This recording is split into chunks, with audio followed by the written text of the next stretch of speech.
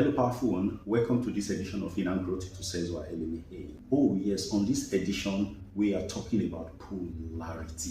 What is polarity? Polarity has been defined as the presence of opposites in life. Now, when talking about polarity, let's take a look at a pole. I'm holding a pole in my hand. I don't know what color you think this pole is. To you, white or black. This pole, as I'm holding it this way, you can see that it has an expanse from point 1 to point 2. You could say that this pole is traveling left to right, or would it be better to say it travels right to left? What if it was turned this way? What would it be? The pole is traveling from top to bottom or bottom to top. How is it going to be? How would you like to say it? It has to do with your orientation. It has to do with your interpretation.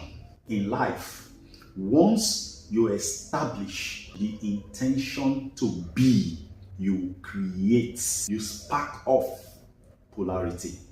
Without polarity, there is no existence. Now, a lot of people fight things that they don't seem to agree with, and they think that by doing that, they are doing the best for themselves. Actually, they are worsening their situation. They are erasing their individual authenticity. Without opposites, there is no definition. Polarity exists when you, as a being, have established an orientation. Now, I've seen people say that there are so many haters in their lives. Of course, you have haters because you have a clear-cut orientation. You have a clear life definition. You have understood your purpose and you are towing it. It doesn't matter whether the purpose is right or wrong, because right or wrong is defined by the doer. So remove what people think about it. Now, I have just shown you a pole. I'll bring the pole back right now. You can see it in your mind's eye. The existence of this pole creates two ends that are opposites, left and right, top and bottom. The top is the pole, the bottom is the pole. The space between the top and the bottom of this pole is still the pole. In order to make this polarity come close to real life, there are things you see in people that you see in life that you just don't like. Every fiber of your being resists it. So the things you really hate are actually projecting from you. Let me explain this. Do you have an idea how many signals of life, tactile, olfactory, taste, auditory signals, visual signals that are present in your life every moment as you journey through life? You are moving from point A to point B. Did you know how many of these images, how many of these signals are happening around you? How many of them do you pick? There is a phenomenon within you that blocks out all others and only make it possible for you to see just some, very few from the spectrum of life. What is that phenomenon that blocks the rest away? That phenomenon is known as belief. The things that you hate are actually coming from you, are being projected from you. What is that phenomenon that cancels out all the things around you and makes you not to see them, or makes you see some? Why are the one that they think that phenomenon allows you to see being the one that you see? Why are they so? It is congruence. Why? Belief is what creates all of these things. Whatever is not in sync with your belief will not be in sync with your senses. Your senses of sight, hearing, taste, all of these things are controlled by belief. You have core beliefs that drive your life, and that core belief could be religious, it could be political, it could be whatever, but that core belief is the belief around which every other beliefs in your life are built. So every belief in your life must be in sync with your core belief, which is a stable datum, which is what makes your life have a sense of meaning, a sense of direction. That's why I said, the moment you create an orientation, in other words, the moment you create a self-definition, polarity instantly exists for you. Resistance show up in your space. Why? Because these things have to be in order for you to be defined. Have you ever seen a subject without a shadow? Every subject has a shadow. There is a corresponding force working in life to ensure that reality becomes reality, that existence becomes existence. Now, when I talk about reality, forgive me, because in reality, again, I use the word, there is no reality in this our matrix. What we see here are sense projected. And sense project this thing on the basis of, again, our beliefs. And our beliefs are product of our core belief or stable datum.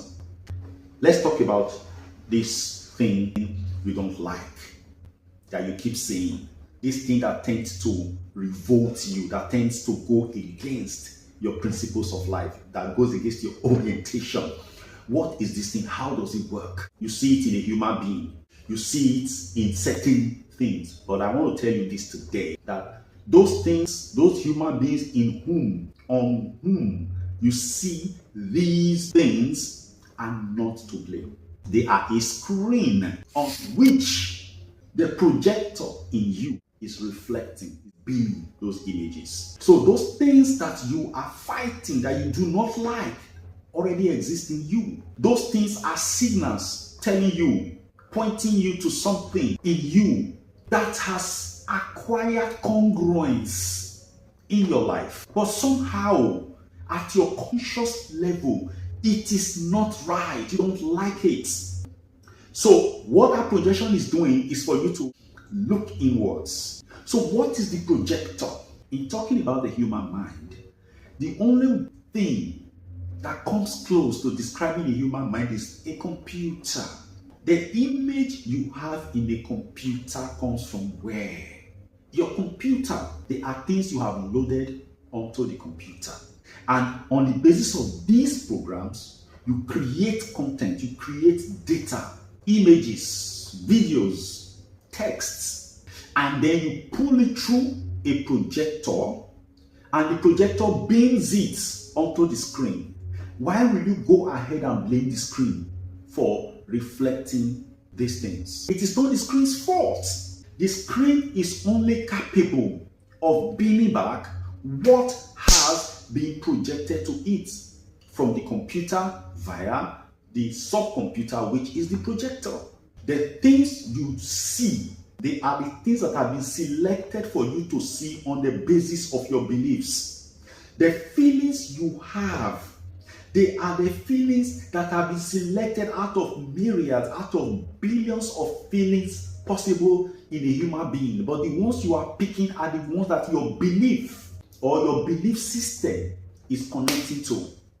If you don't like any feeling, don't fight the feeling. What you have to do is to trace that feeling to a belief. I did a video some years ago when I was talking about the messages, the voices behind every feeling. Anger has fear in it, and you can now begin to ask, what am I afraid of in this? Shame has the need to hide, protection in it. What am I hiding from? What do I need protection from? So at the end of the day, it is left to you to always look inwards in order to solve your problems, the problems of your likes and dislikes. The more you focus your passionate attention on these things that you do not like, the more you make them real in your life, the more you foreground them. And all of these things are coming from your definitions of life. What you think is normal, what you think is abnormal. By beliefs, we establish our lives. There is no life without a belief. So what now matters is for you to create congruent belief that connects intrinsically with your goal in life. This is one of the reasons Christ said, seek ye first the kingdom of God. Establish a positive, true belief at the center of your person. And then all other things will be added onto you. Beliefs that connect with that positive belief will begin to sink into play. They begin to fall in. So this issue of Californian wildfire has brought a lot of reflections to my mind over the past few days. How people are responding, how people are seeing God revenging in the fires. But you see, for anybody to actually come to the conclusion that God is killing people through fire in California because they mocked him is a product of not their being bad. No, they are not bad. No human being is bad. What is happening is that these people have acquired a core belief around religion that tells them that God behaves like a very weak human being, a weak man who can take to arms against anybody because the person speaks some nasty things against them. Negativities abound in life. The strong ignore. They just don't care about it. The weak reacts. So when you start creating a God that reacts, you are creating a God in relation to your highest human ideal. You think that the highest ideal in life is to respond. There are people up until today who, when insulted, their natural pull is to go out and fight. Some have a natural pull to return the insult 1,000-fold. They have to be the winner in this combat. Why are you doing that? Because that person is representing something you hate in life. That hatred will actually give power to that thing and it will run your life. How? Oh God. You see, the hatred you give to something that you don't like powers that thing.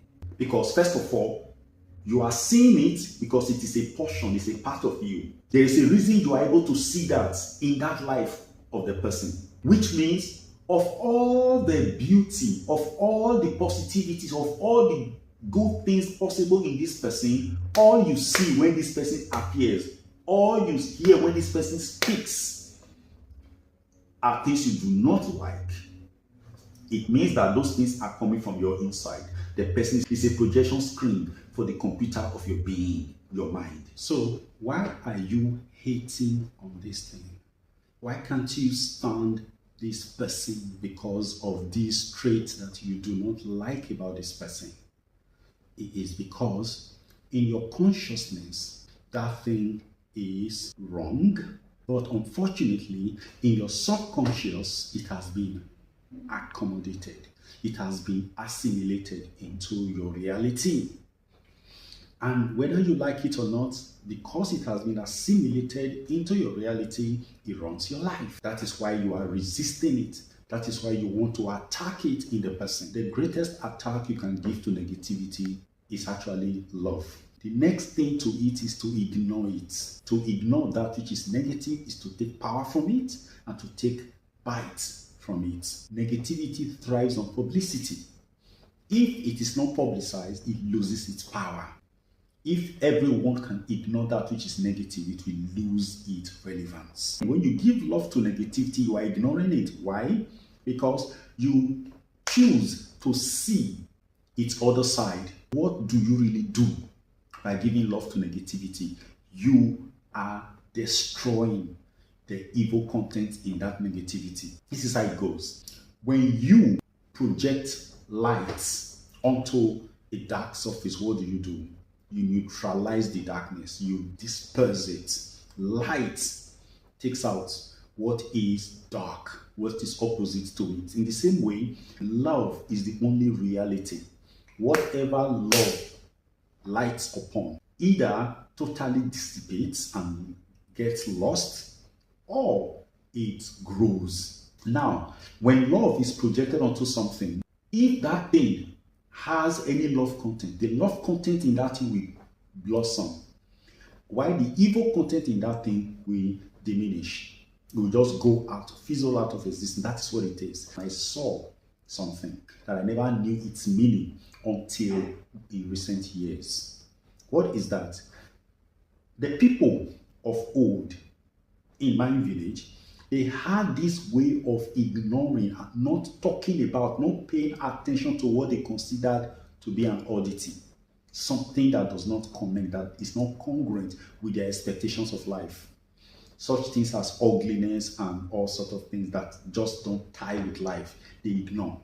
They don't talk about it. You see a woman, she comes across somebody who is, at the time when the civil rights movement was very strong in America, blacks were so hated by the narrow-minded segment of the white community that they were not allowed into the same pubs, into hotels. In fact, I was reading something about JFK's time where ambassadors, foreign ambassadors to the UN, were forbidden from some hotels.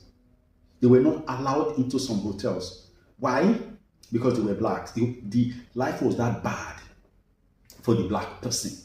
Within that environment, Martin Luther King Jr. came up with that speech, I have a dream, that someday in America, my child will not be judged by the color of his skin, but by the content of his character. Now, where are we talking about here?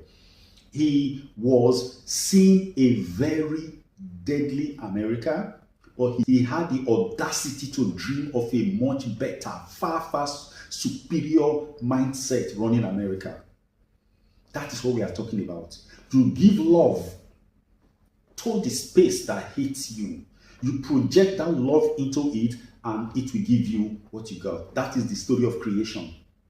You create your reality by pumping love to it. And you can also create your reality by pumping hate to it. But will it be the life that you want? Will it be the reality that you want? We are talking about conscious creation. That's what we do on this channel. We are talking about you consciously determine the life that you choose. Your life is run by belief. Don't let anybody deceive you. It is run by belief. The core belief of your life will determine the existence and the possibility of every other belief that you pick up staying. If the new beliefs you are picking are contrary to your core belief, they will not stay. They will only be at the intellectual level. They will not sink into your being, and you'll be able to manifest them. And how do you destroy belief? You really don't destroy belief. You transmute them. You go for their opposite and begin to focus your attention on their opposite. And in the process, they begin to stick in, and the negative side of the belief begin to wear off. That's how you kill it. It's not about you just going out to say, oh, I don't like the way my life is feeling. I lie a lot. I cannot keep secret. I am so lustful. You don't just go ahead and attack it head on. If you do it, you will be defeated, because that strand of experience, lustfulness, lying, prevarication, so to say, is just a strand of something much bigger at the bottom. So focus on that core. That's why we talk about meditation. Because when you meditate, you don't know what you are going to meet. You are just open to possibilities. And then you begin to see the image of your life. You begin to see possibilities. And then you just create an intention to be a better human being than you are right now. You create an intention to rise above the circumstances of your being today. And you do that on a daily basis. That's all. And the force that brought you where you are right now will take you beyond where you are. How many of you actually sat down to consciously create the belief that became your life, the core belief? There was never such a time. They gradually seeped in, and through intentionality, through your intention, you plug them in. And that's how they happened. So create an intention right now to create something else. So understand this fact that your life is not an accident. It was a deliberate creation over time. And the instrument through which you created this is belief. And your reaction to the polarity that is the expression of life is the reason all of these things are happening. Because as far as life exists, polarity must exist, because at the subatomic level of your being, when I talk about atom, you know what I'm talking about? It is that thing we used to see as the smallest indivisible part of an organism, of life. But we have come to realize over time that atom can be split into electron, protons, and neutrons.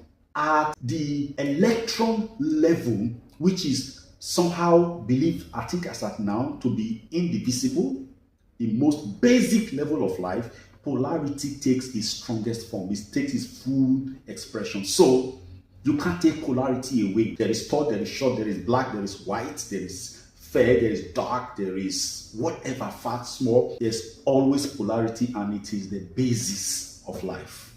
It doesn't mean that they are enemies, because dark, ask any painter, ask a cinematographer, light and dark must be manipulated to create the feel you want in cinematography. Without black, you cannot have color. You can't have proper color definition. For you to now start running away and fighting things because they don't seem to cohere with your intellectual appreciation of life, don't come and go and use your hand to destroy your life now.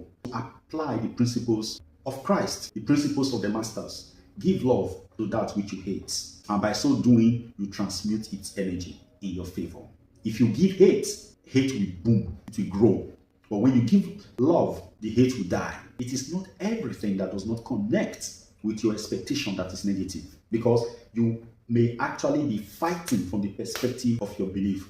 That's how we live our lives. Beliefs drive us. Create more positive, more pro-life beliefs, and stop fighting that which you do not understand. Stop fighting that which you do not like. Follow the traditional way of our ancestors, where the things that they love, they give more love to it. And the things that they did not love, they either ignore it or they give love to it. If anybody tells you that you have to hate your enemies and curse your enemies, that person wants you to be in perpetual bondage of hatred.